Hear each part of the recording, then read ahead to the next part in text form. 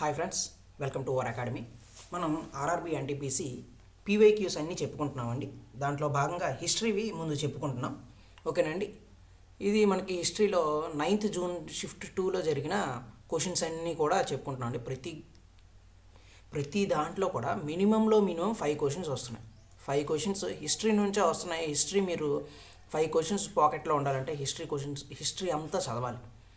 Ancient, medieval, modern అన్నీ కూడా important topics అన్నీ కూడా చదవాలండి. ఓకేనండి. చూద్దాం ఏమేమి ఇస్తున్నాడు ఏంటి అని ఒకసారి చూద్దాం. Okay, first question. Who is referred to as the father of the Indian renaissance due to their contribution on social reform, literary works, unwavering patriotism అని చెప్పి ఇచ్చారు. ఇందులో ఆప్షన్స్ ఏంటి? ఆత్మారాం పాండురంగ, దయానంద్ సరస్వతి, స్వామి వివేకానంద, రాజారాం మోహన్ రాయ్.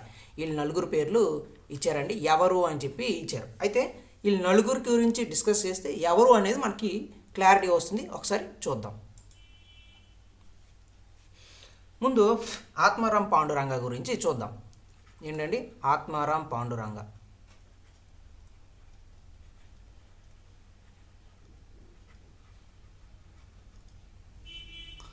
ఆత్మారాం పాండురంగ ఈయన ప్రార్థనా సమాజాన్ని ఏర్పాటు చేశారండి. ప్రార్థన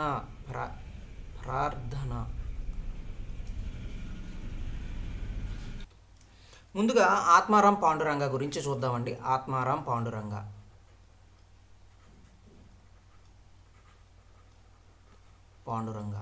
ఈయన ప్రార్థనా సమాజాన్ని స్థాపించారండి. ఫౌండర్ ఆఫ్ ప్రార్థనా సమాజ్. ఎప్పుడు స్టార్ట్ చేశారు? 1867లో స్టార్ట్ చేశారు ఈ ఆత్మారాం పాండురంగ ప్రార్థనా సమాజాన్ని. ఈయన సుబోధ అనే న్యూస్ పేపర్ని కూడా, ఈ ప్రార్థనా సమాజం యొక్క న్యూస్ పేపర్ సుబోధ న్యూస్ పేపర్ అండి. సుబోధ అనే పేపర్ను కూడా వీళ్ళు ప్రారంభించారు. దీంట్లో మనకి ప్రముఖంగా కనిపించేది ఎవరంటే ప్రార్థనా సమాజంలో ఎంజి రనడే గారు కనిపిస్తారండి. ఎంజి రనడే. అలానే మనకి సౌత్ ఇండియాలో అయితే కందుకూరి వీరేశలింగం గారు కనిపిస్తారు. ఎవరండి? కందుకూరి వీరేశలింగం గారు కనిపిస్తారు సౌత్లో. ఏంది? ప్రార్థనా సమాజంలో బాగా ప్రాచుర్యం పొందిన ప్రార్థనా సమాజం ఎంజి రనడే గారు, అలాగే వీరేశలింగం గారు బాగా ప్రమోట్ చేశారనమాట ఈ ప్రార్థనా సమాజాన్ని. సౌత్ ఇండియాలో వీళ్ళు ఈ బాంబే ఈ ఏరియాస్లో మనకి ఎంజి రనడే గారు కనిపిస్తారు. ఓకేనండి. ఇది ఆయన గురించి కొద్దిగా నేర్చుకుందామండి. ఎక్కువ అవసరం లేదు. మనకి ఎంత కావాలో అంత నేర్చుకుంటేనే చాలు, ఇంకా అంతకు మించి అవసరం లేదు. ఓకేనండి. నెక్స్ట్ ఎవరున్నారండి ఇక్కడ మనకి? ఇక్కడ చూద్దాం. దయానంద్ సరస్వతి. ఎవరండి? దయానంద్ సరస్వతి. ఇప్పుడు చూడండి, దయానంద్ సరస్వతి గురించి చూద్దాం. దయానంద్ సరస్వతి ఈయన మూలశంకర్ అనే, ఈయనకి అసలు పేరేంటి? మూలశంకర్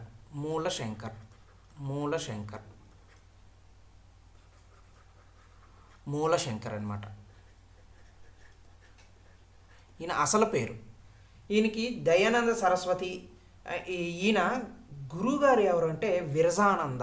ఎవరండి? విరజానంద. ఈయన గురువు గారు అనమాట. గురువు ఎవరు? విరజానంద. ఈయన గురువు. ఈయన సత్యమేవ జయతే అనే సిద్ధాంతాన్ని కూడా చెప్పారనమాట. సత్యమేవ జయతే అనే సిద్ధాంతాన్ని కూడా చెప్పారు.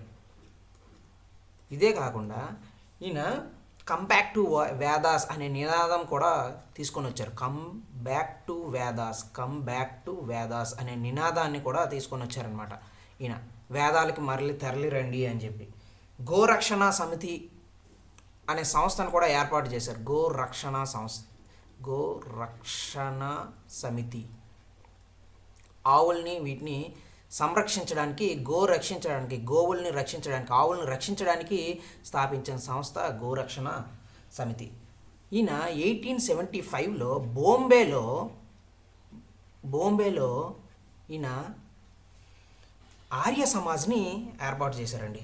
ఆర్య సమాజ్ని ఏర్పాటు చేశారు ఈయన గ్రంథం ఏంటి? ఈయన రచించిన గ్రంథం సత్యార్థ ప్రకాశిక.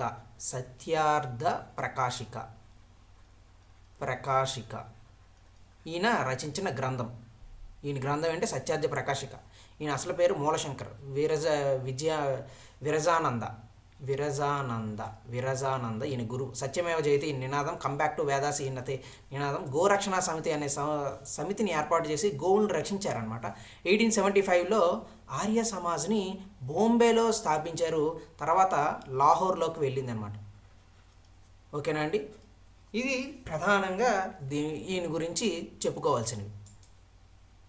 ఓకేనా? ఈయన కాదు ఫాదర్ ఆఫ్ ఇండియన్ రినైసెన్స్, మనకు అర్థమవుతుంది. నెక్స్ట్ ఎవరు? స్వామి వివేకానంద ఉన్నారండి. స్వామి వివేకానంద ఎవరు? స్వామి వివేకానంద. ఈయన అసలు పేరు ఏంటండి? నరేంద్రనాథ్ దత్త. ఈయనకి వివేకానంద అనే పేరు పెట్టింది ఎవరంటే ఖేత్రి మహారాజ్ పెడతారండి. ఈయనకి ఆ పేరు మహారాజ్ గారు ఆయనకి ఈ పేరు పెడతారు, ఖేత్రి మహారాజ్. ఓకేనండి? అయితే మనకి 1893 ఎప్పుడండి? 1893లో చికాగోలో, అమెరికాలో ఉండే చికాగోలో మనకి వరల్డ్ రిలీజియస్ ప్రపంచంలో మత సంస్థలకు సంబంధించి ఒక కాన్ఫరెన్స్ అవుతుందన్నమాట, పార్లమెంటరీ కాన్ఫరెన్స్. దాంట్లో పాల్గొన్న వ్యక్తి ఎవరు అని అంటే స్వామి వివేకానంద. 1893 చికాగో. ఇది గుర్తుపెట్టుకోండి, ఈ ఇయర్ ఇంపార్టెంట్. ఇయర్ మీద కూడా ప్రీవియస్ ఇయర్స్లో క్వశ్చన్స్ అడిగారు. అలానే ఈయనకి టైటిల్ ఉందండి. ఏంటంటే కర్మయోగి అనే టైటిల్ కూడా ఉంది. కర్మయోగి అనే టైటిల్ ఉంది. అలాగే స్వామి అనే టైటిల్ కూడా ఉంది అనమాట. ఇవన్నీ ఏంటిది? టైటిల్స్, బిరుదులు అనమాట. అవి ఎవరివి? స్వామి వివేకానందవి. ఈయన రామకృష్ణ పరమహంస యొక్క శిష్యుడు. ఆయన పేరు మీద 1887లో మనకి రామకృష్ణ మఠం తీసుకొచ్చారండి. రామకృష్ణ మఠం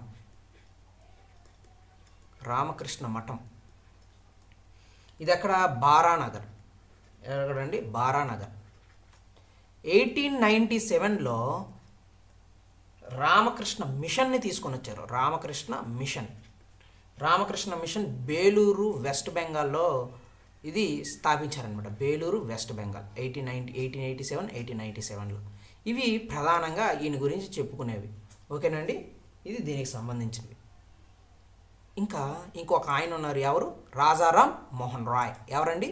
రాజారాం మోహన్ రాయ్. ఆయన గురించి చెప్పుకుంటే ఎవరు ఆ క్వశ్చన్కి ఆన్సర్ అనేది మీరే తెప్పిస్తారు. ఎవరండి? రాజారాం మోహన్ రాయ్. ఈయన పేరు రామ్ మోహన్ రాయ్ అని వస్తుందండి. కానీ రాజా అనే బిరుదు అక్బర్ టూ ఇచ్చారు. రాజారాం మోహన్ రాయ్ ఈయనకి సహాయం చేసినందుకు, ఇంగ్లాండ్ వెళ్ళి ఈయనకి సహాయం చేసినందుకు అక్బర్ టూ మొఘల్ చక్రవర్తి, మొఘల్ కింగ్ అయిన అక్బర్ టూ ఆయనకి రాజా అనే బిరుదు ఇస్తారనమాట మోహన్ రాయ్కి. అందుకు రాజారాం మోహన్ రాయ్ అయ్యారు. ఈయన ఎక్కువగా సోషల్ రిఫార్మ్స్ మీద పోరాడారు. అందులో ప్రధానంగా చెప్పుకోవాల్సింది సతీ, అబోలిషన్ ఆఫ్ సతీని తీసుకొని వచ్చారు. దీనికి రెగ్యులేషన్ యాక్ట్ కూడా వచ్చింది. Abolition of Sati regulation act ఎప్పుడు అని అంటే 1829లో అప్పుడు ఉండే గవర్నర్ జనరల్ విలియం బెంటిక్ ఈయన సహాయంతో ఇది వచ్చిందనమాట. ఈయన సహాయంతో ఈ రెగ్యులేషన్ యాక్ట్ని తీసుకొని వచ్చారు. సతీ అబోలిషన్ రెగ్యులేషన్ యాక్ట్ 1829లో. ఈయన బ్రహ్మ సమాజ్ని స్థాపించారండి. బ్రహ్మ సమాజ్ ఎప్పుడు? 1828లో స్థాపించారు. ఈ బ్రహ్మ సమాజ్లోనే ఈయన మోనోథియిజంని పేర్కొన్నారనమాట. ఈయన ఐడల్ వర్షిప్ ఏదైతే ఉందో విగ్రహారాధనని ఖండించారు. ఈయన ఖండించారు. అలానే మూఢనమ్మకాలు ఉంటాయి కదండి, బ్లైండ్ రిచువల్స్ అని అంటాం, మూఢనమ్మకాలు. వాటిని కూడా ఈయన ఖండించారు. మూఢనమ్మకాలను కూడా ఖండించారు. ఈయన హిందూ కాలేజ్ స్థాపించారనమాట. డేవిడ్ హేర్ సహాయంతో హిందూ కాలేజ్ని స్థాపించారు. అలాగే ఈయన 2 పేపర్స్ కూడా ఉంటాయండి మనకి. సంవాద 2 బుక్స్ ఉంటాయి. సంవాద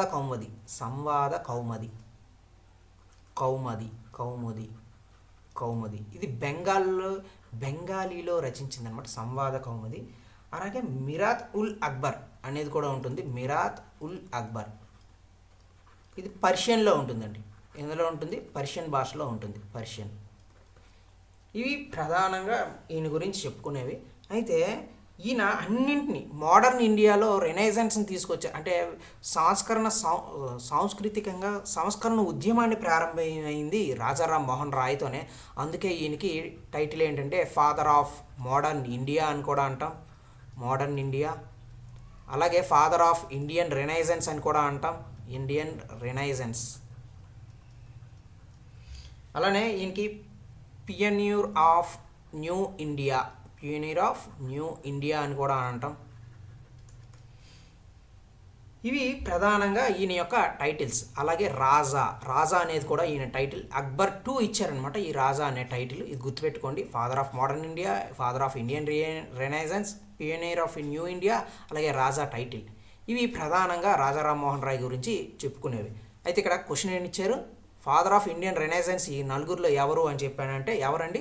రాజారాం మోహన్ రాయ్. ఓకేనా? ఇది ఆన్సర్. వీళ్ళు ముగ్గురు ఎందుకు కాదు అని అంటే వీళ్ళు ముగ్గురు కాదు, మనం ముందుగా చెప్పుకున్నాం ఏంటి వాళ్ళు ఏం చేశారు ఏంటి అని చెప్పి.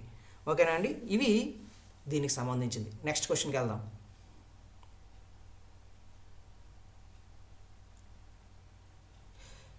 సింపుల్ అండి ఇది. Second question.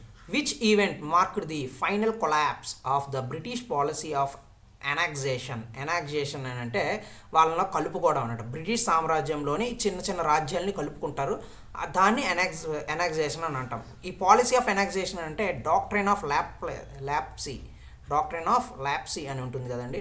Doctrine of lapse. ఈ డాక్ట్రైన్ ఆఫ్ ల్యాప్స్ డల్హౌసీ కాలంలో తీసుకొని వచ్చారు. ఆ డల్హౌసీ కాలంలో తీసుకొని వచ్చిన డాక్ట్రైన్ ఆఫ్ ల్యాప్సీలో ఎవరైతే రాజ్యానికి రాజులు ఉంటారు, కానీ ఆ రాజు చనిపోయాక ఎక్స్పైర్ అయిపోయాక వారసులు లేరు అనుకోండి, ఆ రాజ్యాన్ని బ్రిటిష్ వాళ్ళు వాళ్ళ సామ్రాజ్యంలో బ్రిటిష్ ఎంపైర్లో కలిపేసుకుంటాం అనమాట. అదే డాక్ట్రైన్ ఆఫ్ ల్యాప్సీ. ఇది డల్హౌసీ తీసుకొని వచ్చిన పాలసీ అనమాట. ఈ పాలసీ వలన మనకి ఒక మూమెంట్ వచ్చింది, అదే రివోల్ట్ ఆఫ్ 1857. ఇది కూడా ఒక కారణం. డాక్ట్రైన్ ఆఫ్ ల్యాప్సీ కూడా ఒక కారణం అనమాట. ఈ రివోల్ట్ ఆఫ్ 1857 తర్వాత దత్తత తీసుకున్న వారసులు కూడా వారసులుగానే ప్రకటిస్తూ ఆ రాజ్యాల్ని రికగ్నైజ్ చేయడం మొదలుపెట్టారు ఈ 1857 రివోల్ట్ తర్వాత. ఓకేనండి? అప్పటి నుంచి ఈ డాక్ట్రైన్ ఆఫ్ ల్యాప్సీ అనేది ఈ పాలసీ అనేది పూర్తిగా రద్దయింది అనమాట. ఎప్పుడు రద్దయింది? 1857 రివోల్ట్ తర్వాత రద్దయింది. 1857 రివోల్ట్ తర్వాత ఇది రద్దయింది. ఓకేనండి? ఇది సింపులే, అంత అన్ని డెప్త్లోకి వెళ్ళే అవసరం లేదు. Okay, next question. The Chalukyas of Badami were founded by అని చెప్పి ఇచ్చారు. మనకి పులకేశి 1, విక్రమాదిత్య 1, కీర్తివర్మ 1, అలాగే మంగళేశ అని చెప్పి 4 మెంబర్స్ ఇచ్చారండి.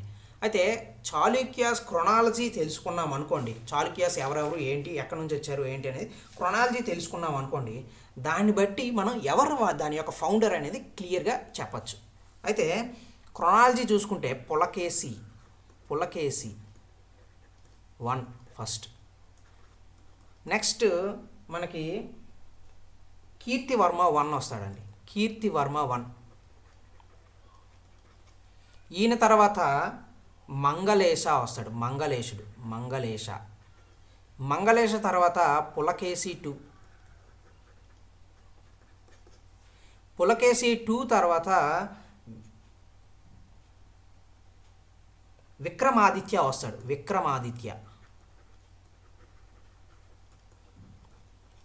విక్రమాదిత్య తర్వాత వినయాదిత్య వస్తాడు. వినయాదిత్య తర్వాత విక్రమాదిత్య 2 వస్తాడు. విక్రమాదిత్య 2 తర్వాత లాస్ట్గా కీర్తివర్మ 2. లాస్ట్ తర్వాత కొంతమంది వస్తారు. కీర్తివర్మ 2 వస్తాడనమాట లాస్ట్. ఇది క్రొనాలజీ ఆర్డర్. లాస్ట్ రోలర్ ఎవరు? కీర్తివర్మ 2. దీని ఫౌండర్ ఎవరు? Pulakeshi 1 founded by Pulakeshi one. స్వతంత్ర రాజ్యాన్ని పులకేశి వన్ బాదామిలో స్థాపించింది. దాన్నే వాతాపి అని అంటారు, దాన్నే బాదామి అని అంటారు. దాంట్లో స్థాపించింది ఎవరు? పులకేశి వన్. ఎవరండి? The Badami Chalukyas founded by Pulakeshi one. ఈయన తర్వాత వచ్చిన వాళ్ళే వీళ్ళందరూ, అంటే వీళ్ళ పులకేశి వన్ వారసులు వీళ్ళందరూ అనమాట. ఓకేనా? ఇది క్రొనాలజీ, ఎవరెవరు ఏ రాజు తర్వాత ఎవరు వచ్చారని. ఇలా కూడా ఒక్కొక్కసారి అడగచ్చు. ఓకేనండి? ఎవరి తర్వాత ఎవరు వచ్చారు, సక్సీడెడ్ బై ఇలా అని చెప్పి అడుగుతాడు. ఇది కూడా గుర్తుపెట్టుకోండి. చిన్న చిన్న పాయింట్స్ చెప్తాను, అవి కొన్ని గుర్తుపెట్టుకోండి ఒకసారి. వాళ్ళ గురించి చిన్న చిన్న పాయింట్స్ చెప్తాను, కొన్ని ఇంపార్టెంట్ పాయింట్స్, అవి మీకు యూజ్ అవుతాయి ఎగ్జామినేషన్. ఓకేనండి? ఇప్పుడు పులకేశి వన్ మనకి ఫేమస్ రూలర్ అండి. పులకేశి వన్ మనకి ఈయన స్థాపించాడు అన్నం చాళుక్యాస్, బాదామి చాళుక్యాస్. ఓకేనండి? అయితే ఈయనకి సత్యాశ్రయ అనే టైటిల్ ఉంది. ఏంటంటే సత్యాశ్రయ, సత్యాశ్రయ అనే టైటిల్ కూడా ఉంది ఈయనకి. అలాగే చాళుక్య వల్లభ, చాళుక్య వల్లభ అనే టైటిల్స్ ఉన్నాయి.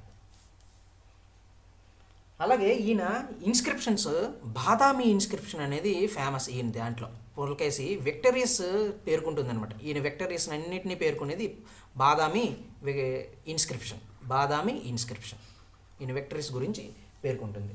ఓకేనండి? అలాగే పులకేశి వన్కి రణవిక్రమ అనే ఇంకో టైటిల్ కూడా ఉంటుందండి. ఇది గుర్తుపెట్టుకోండి, ఇది ఇంపార్టెంట్. రణవిక్రమ, రణవిక్రమ అనే ఇంకో టైటిల్ కూడా ఉంటుంది. ఇవన్నీ ఏంటండి? టైటిల్స్. ఇదేంటి? ఇన్స్క్రిప్షన్స్లో పులకేశి వన్ యొక్క విక్టరీస్ ఉంటాయి. నెక్స్ట్ ఎవరు వస్తారు అండి? కీర్తివర్మ వస్తాడు. కీర్తివర్మని ఫైనెస్ట్ మేకర్ ఆఫ్ వాతాపి అని అంటారు. కీర్తివర్మ, కీర్తివర్మ గురించి తెలుసుకోవాలంటే ఫైనెస్ట్ మేకర్ ఆఫ్ వాతాపి, అదే Badami. Maker of Vatapi or Badami, Vatapi అని అంటారు.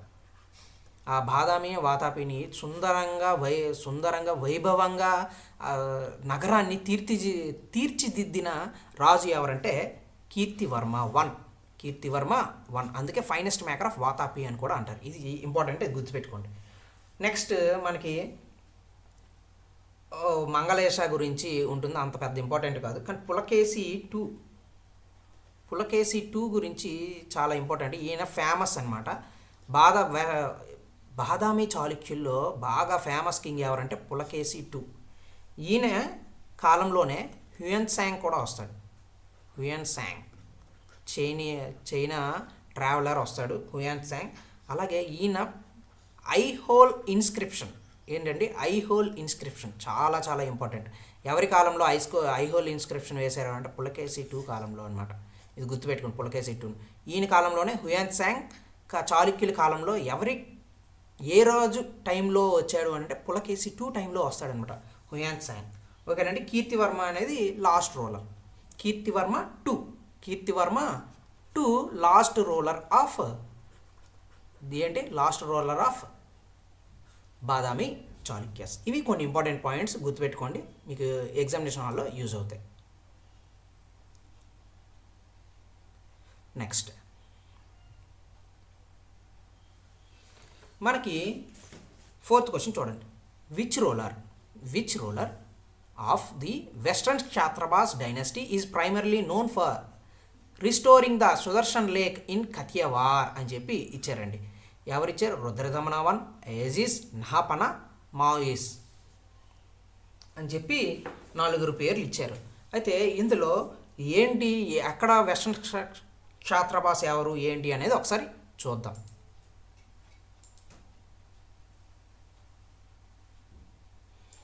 వెస్టర్న్ క్షాత్రపాస్ మనకి సెకాస్ అనేవాళ్ళు ఉన్నారండి. సెకాస్, సెకులు అని అంటాం. వాళ్ళు ఉన్నారు. వాళ్ళకి రాష్ట్రాలు ఉంటాయి, వాళ్ళ రాజ్యానికి రాష్ట్రాలు ఉంటాయి. ఆ రాష్ట్రాలకి వాళ్ళని సాత్రఫీస్ అని అంటారనమాట. ఆ రాష్ట్రాలని ఏమంటారు? సాత్రఫీస్ అని అంటాం. ఇప్పుడు మనం రాష్ట్రం అని అంటాం, అలాగే ఆ రాష్ట్రాలని సెకులు సాత్రఫీస్ అని అంటారు. ఆ సాత్రఫీస్కి అధ్యక్షుడిగా, సాత్రఫీస్కి లీడర్గా ఎవరు ఉంటారు, దాని అధికారం చేపట్టిన వాళ్ళు ఎవరు అని అంటే ఆ పాలకులు ఎవరంటే క్షాత్రపాస్. వీళ్ళని క్షాత్రపాస్ అని అంటారు. ఓకేనా? ఈ క్షాత్రపాస్ శకులు వీళ్ళ రాజ్యం పోయాక, శకులు రాజ్యం పోయాక ఈ క్షాత్రపాస్ ఇండిపెండెన్స్ అందుకొని రాజ్యాన్ని పాలిస్తారు. ఈ క్షాత్రపాస్ మనకి రెండు రకాలు కనిపిస్తారండి.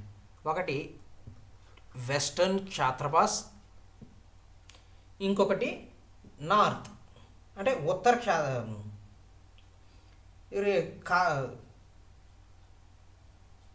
నార్త్ క్షాత్రపాస్, వెస్టర్న్ క్షాత్రపాస్ అండ్ నార్త్ క్షాత్రపాస్ కనిపిస్తారు ఇద్దరు. మనకి బాగా ఫేమస్ ఎవరు అని అంటే వెస్టర్న్ క్షాత్రపాసే బాగా ఫేమస్. ఈ వెస్టర్న్ క్షాత్రపాస్లో మనకి క్షహరాట క్షాత్రపాస్ అలాగే కార్దమక క్షాత్రపాస్ అని అంటారన్నమాట. క్షహరాట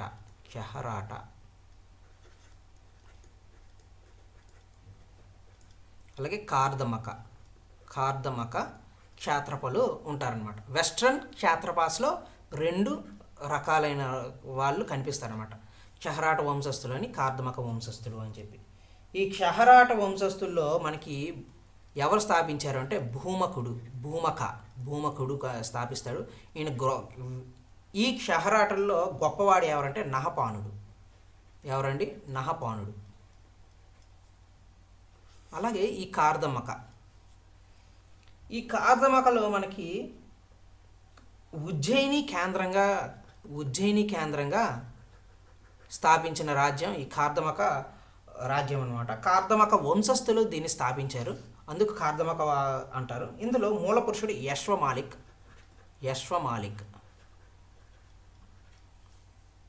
అలాగే ఇందులో గొప్పవాడు ఎవరంటే ఫేమస్ ఎవరంటే రుద్రదమనుడు 1 అనేవాడు ఫేమస్ రూలర్. ఇక్కడ నహపానుడు అనేవాడు ఫేమస్, ఇక్కడ రుద్రదమన 1 అనేవాడు ఫేమస్ అనమాట. కార్దమకలో, క్షహరాటలో నహపానుడు. ఓకేనండి, ఇది దీనికి సంబంధించింది. అయితే రుద్రదమనుడు గురించి ఒకసారి ఒక 2 పాయింట్స్ చూద్దాం. రుద్రదమనుడు మనకి ఉజ్జయిని రాజధానిగా చేసుకొని పాలిస్తాడండి. ఉజ్జయిని రాజధానిగా రుద్రదమన 1 పాలిస్తాడు. ఈయన ఎక్కువగా అవలంబించిన మతం ఏది అని అంటే హిందూ మతం. ఈయన కాలంలోనే గిర్నార్ ఇన్స్క్రిప్షన్ లేదా దాన్నే ఇంకో పేరు కూడా అంటారు జునాగఢ్ ఇన్స్క్రిప్షన్ చాలా చాలా ఇంపార్టెంట్. రుద్రదమనుడు వేయించిన ఇన్స్క్రిప్షన్ శాసనం ఏది అని అంటే గిర్నార్ లేదా జునాగఢ్ ఇన్స్క్రిప్షన్ అనమాట. ఈయనది దీంట్లోనే సుదర్శన లేక్ గురించి పేర్కొన్నారన్నమాట. సుదర్శన లేక్ గురించి ఏమని, సుదర్శన లేక్ అశోకుడు దాన్ని నిర్మించాడు. అశోకుడు నిర్మించిన దాన్ని మేము రివైవల్ చేసాం, దాన్ని కొంచెం నిర్మించాము, దాన్ని కొంచెం సుందరంగా తయారు చేసాము, ఇంకొంచెం దాన్ని డెవలప్ చేసాము అని చెప్పి ఇందులో పేర్కొంటారనమాట. ఓకేనండి, సుదర్శన లేక్ గురించి ఏ ఇన్స్క్రిప్షన్లో ఉంది? గిర్నార్ ఇన్స్క్రిప్షన్లో ఉంది.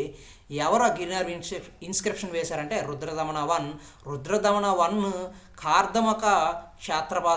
కార్దమక వంశస్థుడు అనమాట. వెస్ట్రన్ క్షాత్రపాస్లో ఒక రాజు, కార్దమక వంశస్థుల్లో ఫేమస్ రూలర్. ఓకేనండి, ఇది దీనికి సంబంధించింది.